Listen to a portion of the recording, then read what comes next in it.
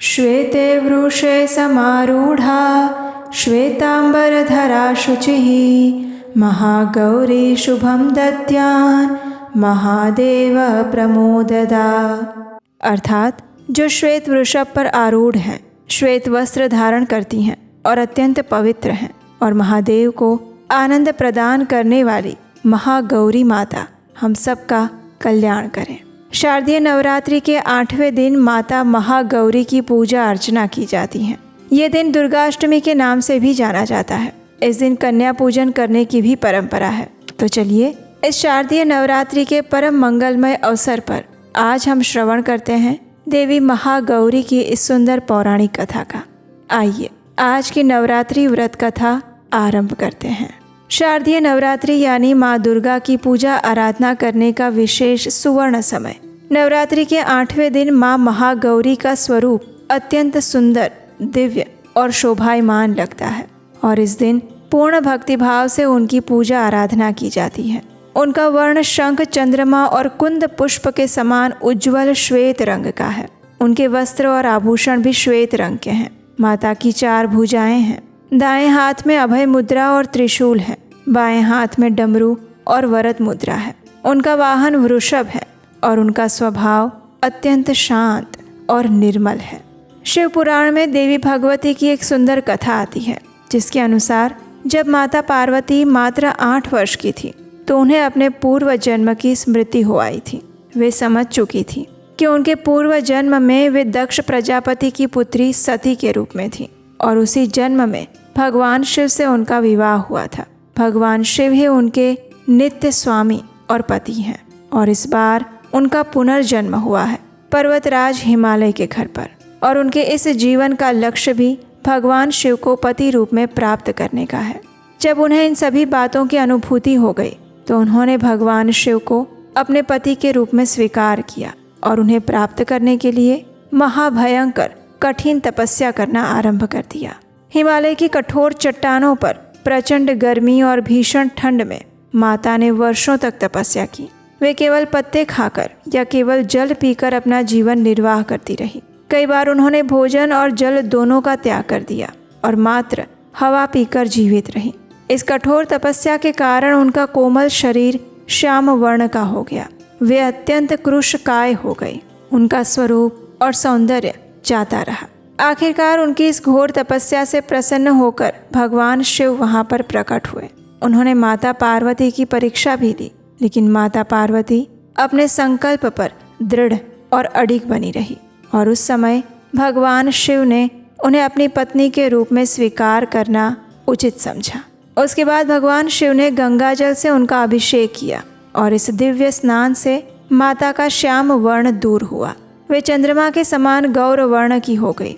उनकी तपस्या से प्राप्त महान गौरव के कारण वे महागौरी के नाम से इस जग में विख्यात हुई। माता महागौरी की इस पौराणिक कथा से हमें संदेश प्राप्त होता है कि श्याम वर्ण से गौर वर्ण में परिवर्तन वो वास्तव में हमारे जीवन की आध्यात्मिक यात्रा का प्रतीक है। जिस प्रकार तपस्या से पहले और इस तपस्या के कारण माता का रंग काला हो गया था, उसी प्रकार जीवन के संघर्षों में हम भी कई बार हताश और निराश हो जाते हैं। लेकिन जब हमारी आध्यात्मिक साधना तीव्र बन जाती है, हम अपने आध्यात्मिक गति और भक्ति को मजबूत बना लेते हैं, तो हमारी आत्मा शुद्ध और प्रकाशमान हो जाती है। हमारे अंदर एक आध्यात्मिक नवीन ऊर्जा का संचार होता है।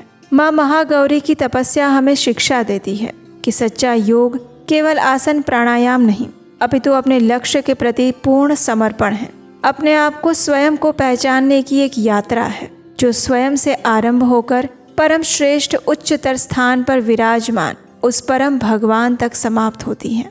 आज की भागदौड़ भरी जिंदगी में हम तुरंत परिणाम की इच्छा रखते हैं, लेकिन माता का ये स्वरूप हमें शिक्षा देता है कि धैर्य और निरंतरता से ही सच्ची सफलता प्राप्त होती है। और आध्यात्मिक जीवन में भी यही नियम लागू होता है। प्रत्येक साधक को निरंतरता पूर्वक दृढ़ इच्छा शक्ति रखते हुए विश्वास के साथ अपनी आध्यात्मिक साधना को आगे बढ़ाते रहना चाहिए। शारदीय नवरात्रि के 8वें दिन यानी महाअष्टमी के दिन माता महागौरी की पूजा आराधना करने के लिए सबसे पहले प्रातः ब्रह्म मुहूर्त में उठ जाएं। स्नान इत्यादि से स्वयं को स्वच्छ करें और संभव है तो श्वेत, गुलाबी या हल्के रंग के वस्त्र धारण करें। पूजा के स्थल को शुद्ध करके माता की मूर्ति या फिर चित्र की स्थापना करें। इस दिन माता महागौरी को विशेष रूप से सफ़ेद फूल, चमेली, मोगरा इत्यादि पुष्प अर्पित करने चाहिए और उन्हें भोग में इस दिन खीर, हलवा पूरी और नारियल का भोग लगा सकते हैं। संपूर्ण षोडश उपचार से देवी महागौरी की पूजा अर्चना करने के बाद उनके इस मंत्र का उच्चारण करते हुए अधिक से अधिक संख्या में माला पर जप करें और ये मंत्र है ओम श्री महागौर्यै नमः। अष्टमी के दिन कन्या पूजन की परंपरा है। कई स्थानों पर अष्टमी वाले दिन कन्याओं की पूजा की जाती है। उन्हें देवी दुर्गा का स्वरूप मानकर विधि विधान के साथ उनकी पूजा करके उन्हें भोजन खिलाया जाता है, भेंट और उपहार दिए जाते हैं। 9 छोटी कन्याओं को अपने घर पर बुलाकर उनके पैर धोए जाते हैं, उन्हें तिलक लगाया जाता है और उन्हें स्वादिष्ट भोजन खाने के लिए अर्पित किया जाता है और अंत में उन्हें वस्त्र, दक्षिणा और उपहार दिए जाते हैं। कन्याओं को वास्तव में देवी का स्वरूप मानकर उनसे आशीर्वाद लिए जाते हैं और ये परंपरा नारी शक्ति के सम्मान का प्रतीक है। तो इसलिए अगर आपके स्थानिक समय के अनुसार अष्टमी वाले दिन आप कन्या पूजन कर रहे हैं तो माता महागौरी से प्रार्थना करते हुए शारदीय नवरात्रि के 8वें दिन कन्या पूजन करना चाहिए। देवी महागौरी की पूजा आराधना करने के बाद और कन्या पूजन समाप्त करने के बाद इस मंत्र का उच्चारण करते हुए देवी महागौरी से प्रार्थना करें। या देवी सर्वभूतेषु मां महागौरी रूपेण संस्थिता नमस्तस्यै नमस्तस्यै नमस्तस्यै नमो नमः। सर्वमंगलमांगल्ये शिवे सर्वार्थसाधिके शरण्ये त्र्यंबके गौरी नारायणी नमोस्तुते।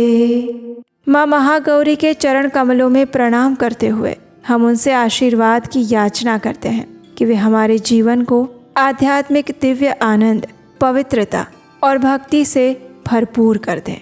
हमारे मन की मलिनता दूर हो जाए और हमें आध्यात्मिक उन्नति का मार्ग प्रशस्त हो जाए।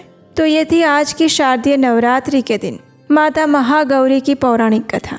आइए अब हम देवी की स्तुति का श्रवण करते हुए सुनते हैं इस सुंदर भजन को।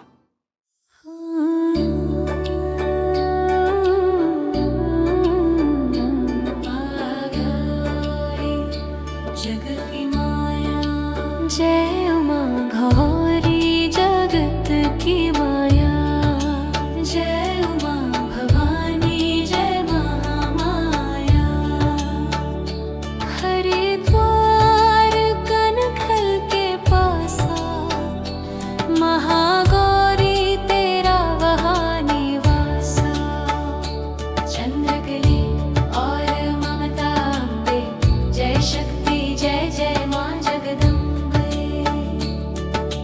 भीमा देवी विमला माता, कौशिक देवी जग विख्याता।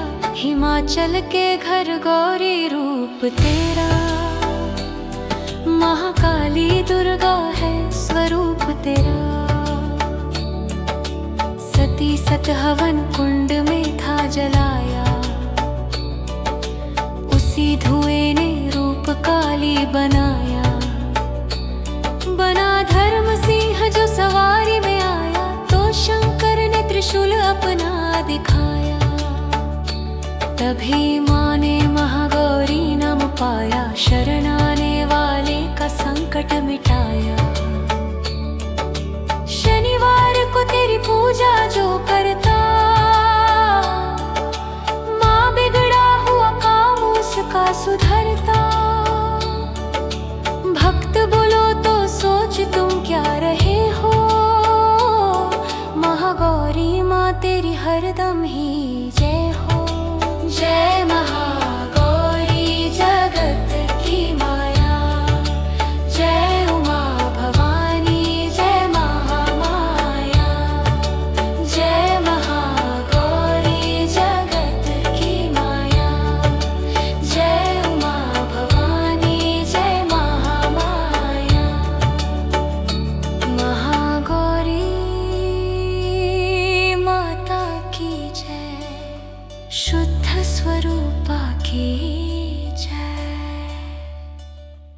और जैसा कि आप जानते हैं, देवी दुर्गा की ये सभी कथाएं हमने अपने प्रमाणभूत वैदिक ग्रंथों और पुराणों से ही आपको सुनाई हैं, जिसमें किसी भी प्रकार की कोई मिलावट नहीं है।